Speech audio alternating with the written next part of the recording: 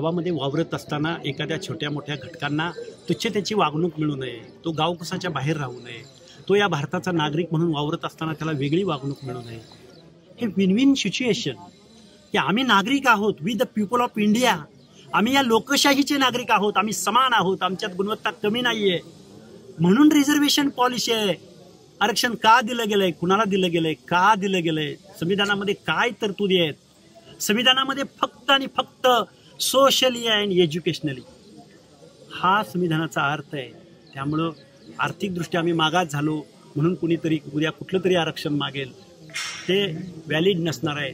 आणि हा आमच्या सगळ्या 18 पगड जातींचा हा महाराष्ट्र आहे, हा आमच्या बहुजनांचा महाराष्ट्र आहे. हे एकदा झोपेचं सोंग घेतलेल्या सरकारला आपण दाखवूया.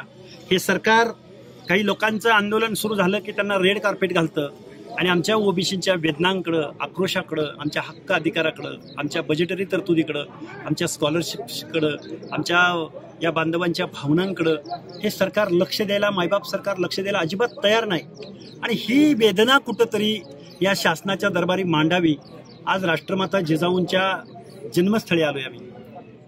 या महाराष्ट्रामध्ये नव्हे देशामध्ये एक स्वाभिमानाचं राज्य निर्माण करणाऱ्या रयतेचा राजा छत्रपती शिवरायांच्या मातोश्री, की ज्या मातोश्रीने असं स्वप्न माझ्या शिवरायांच्या मनामध्ये पेरलं, त्या राष्ट्रमाता जिजाऊंच्या जन्मगावी आलोय. आणि या राष्ट्रमाता जिजाऊंना आम्ही अभिवादन करतोय. तुमची रयत आज उघड्यावर आली. तुमच्या रयतेबद्दल कोणी सहानुभूतीपूर्वक विचार करत नाही. तुमच्या या रयतेच्या हक्क आणि अधिकारामध्ये, बाबासाहेबांच्या हक्काने दिलेल्या हक्क आणि अधिकारामध्ये काही लोक झुंडशाहीच्या जोरावर जर उद्या घुसली तर या गावगाड्यातला माळी, साळी, कोळी, तेली, हाटकर, धनगर, सनगर, वंजारी, लोणारी, परेड, गुरव, घडशी, नाभिक, सुतार, लोहार, कुंभार, बेरड, बेडर, रामोशी, एसबीसी या सगळ्या जातीचे तरुण या सगळ्या लोकांच्या स्पर्धेला टिकू शकणार नाहीत.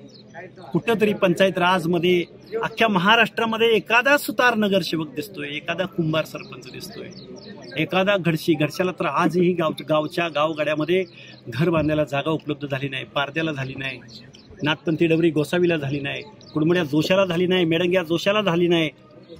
हे हा फुले शाहू आंबेडकरांचा महाराष्ट्र नाही, हा छत्रपती शिवरायांचा महाराष्ट्र नाही. मा जिजाऊ, तुम्ही या रयतेकडे लक्ष द्यावं आणि वोटसोट तुमचं नाव घेऊन या सत्तेमध्ये बसलेल्या सगळ्या आमदार खासदारांना सद्बुद्धी मिळावी, मुख्यमंत्र्यांना सद्बुद्धी मिळावी की आमच्या ओबीसींचा आवाज ऐका, तुम्ही या वेदना ऐका. यासाठी आम्ही आज राष्ट्रमाता जिजाऊंच्या जन्मगावी आलोय. बाबासाहेबांनी आपल्या स्वातंत्र्यपूर्व कालखंडामध्ये बाबासाहेबांचा मजूर पक्ष होता भारतामध्ये. त्या मजूर पक्षाच्या जाहीरनाम्यामध्ये बाबासाहेबांनी मागणी केली होती की आभाळातून पडणाऱ्या पाण्यावर, या पृथ्वीमधल्या हवेवर आणि या जमीन धारणेवर सगळ्यांचा जोपर्यंत समान अधिकार येत नाही तोपर्यंत इथल्या माणसाला समान वागणूक मिळणार नाही. पण बाबासाहेबांचे विचार इथल्या गेंड्याच्या कातडी पांघरलेल्या या राज्यकर्त्या, अहो सत्तेतून पैसा आणि पैशातून सत्ता, प्रोफेशनल लोक आमदार खासदार मंत्री होतात, पैशाची उधळपट्टी केली जाते. पण आमच्या ओबीसींचा, भटक्या विमुक्तांच्या हक्क आणि अधिकाराला, तुम्हाला पत्रकारांना जबाबदारीने सांगतो, मी नेहमी सांगत आलोय, या महाराष्ट्राचं 3.5 लाख करोड प्लस आगेमागे बजेट असतं दरवर्षी.